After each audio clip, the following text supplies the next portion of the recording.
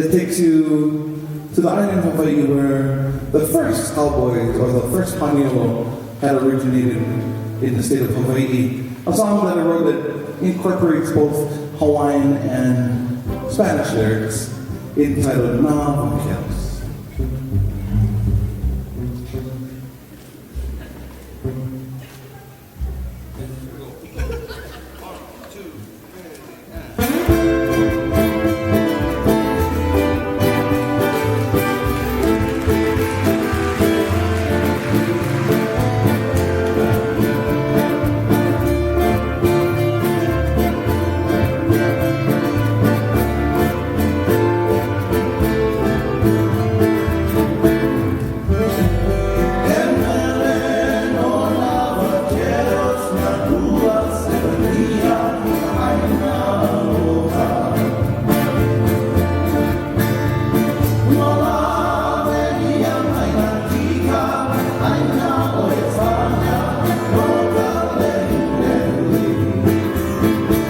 May